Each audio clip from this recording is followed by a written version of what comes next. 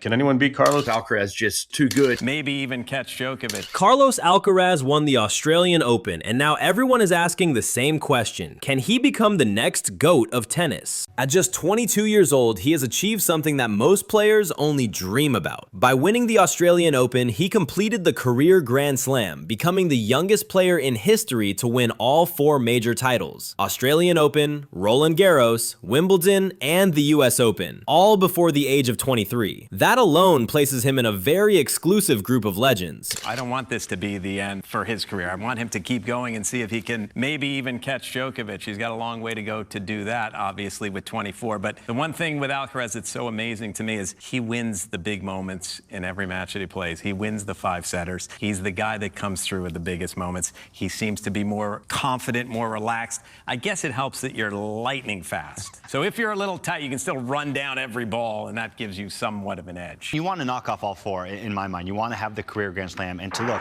for Carlos Alcaraz to do this, to set the history books to be the youngest man to do it in the Open era, that is something that is remarkable. That goes down in the history books forever. I mean, that's something Roger, Rafa, Novak weren't able to do. So to etch your name into history, especially with those guys of this generation playing tennis, it's remarkable, and it's just so much fun to watch Carlos Alcaraz play tennis. He is a must-watch every single time he steps on court. He's the best all-court player on tour right now. I mean, Sinner's obviously a close second, and it's just these 2 guys are just head and shoulders above. I mean, as Jimmy mentioned, I don't think anybody can beat Carlos and Yannick in back-to-back matches at a slam. If Novak can't do it, I don't think anybody can do it at the moment at a slam. Well, and the setup for Novak at this event was as good as it's going to get. He got a default in the round of 16. Yep. He got a default in the quarterfinal, so he comes into the semifinal fresh at the slam where he's had the most success.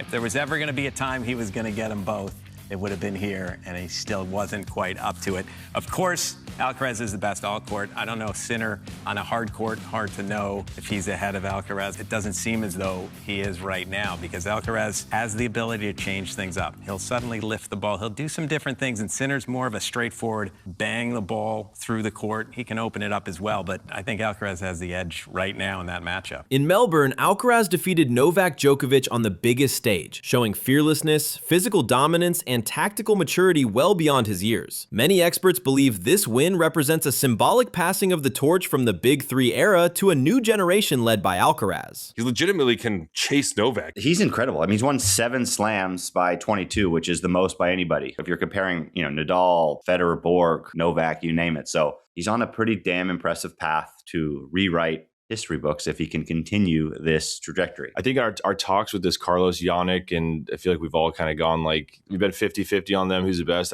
For me now, Carlos just feels... Clearly, we've never seen a more explosive tennis player ever than Alcaraz, right? As athletes evolve, is it possible that someone in 15 years' time can be even more athletic than Alcaraz? Or is he at the very, very top? I don't see how it's possible. But you said that 15, 20 years ago as well. Yeah, you said that with Rafa too, right? I don't see how it's possible. Exactly. But his just pure explosion, his fast twitch, I would put up with any athlete in the world, period. It's just ridiculous. Yeah, we just watched 2 of the best athletes in the world ever compete with Djokovic and Alcaraz in all sports combined. Alcaraz not sweating in the final. Or ever, for that matter. There's no sweat on the head. It makes no sense to me. I'm floored every time I watch it. I don't get not it. even on his face, not his shoulders, he's wearing a sleeveless. There was nothing. Did he change his shirt once in 4 sets? He'll change the shirt, but not a drop of sweat on the head. It's amazing. How lucky is tennis that after the big 3, big 4, you have this guy whose game you can't take your eyes off of? I'd won all of the things before Rafa, Roger, Novak, Borg.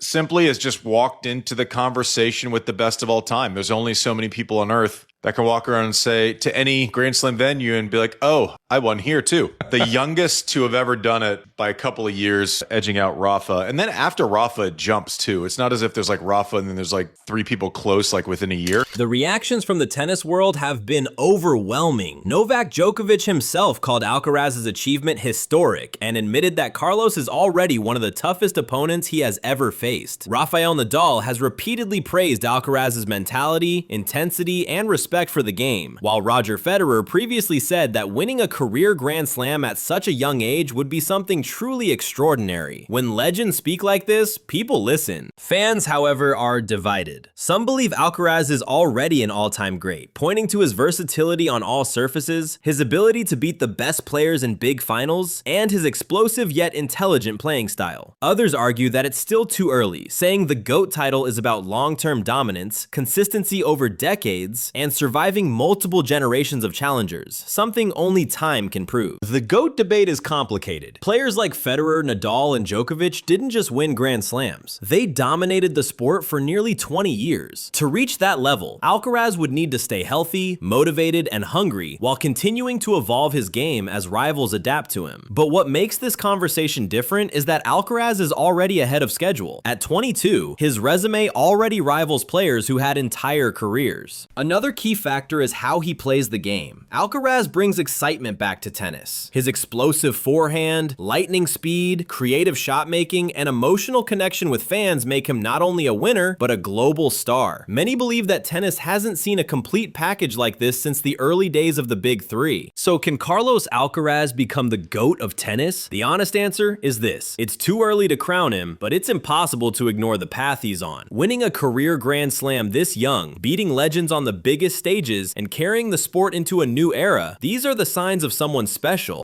It's really important it was really important for me to accomplish and to complete the career Grand Slam. But right now, get it. I have 3 more to ahead. So I just don't want to trade any of the other Grand Slams. We'll take those too. To do it against Novak, the greatest of all time, to beat him on the path to achieve it, what does that feel like to do it against that opponent? Well, it's it's great because I always say that you want to be the best, you have to beat the best. I mean, beating Novak, one of the greatest, if not the greatest, tennis player of all time, and one of the greatest athletes of all time. Be able to beat him, it's great. That means that you've been working really hard and you've been working really well, and that's important as well. So really happy to see myself in the position that I am right now. Not because lifting the trophy, but see myself that I'm just getting mature.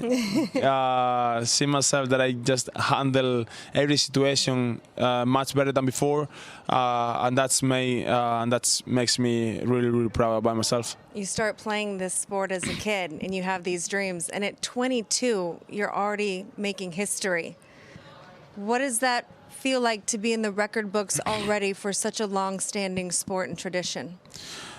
Well, it was something that I was really, looking forward to do. To be honest, putting my name on the books, breaking records. But one of the records or one of the things that I just really wanted to achieve in tennis is just the people can put myself in the table of the big guys.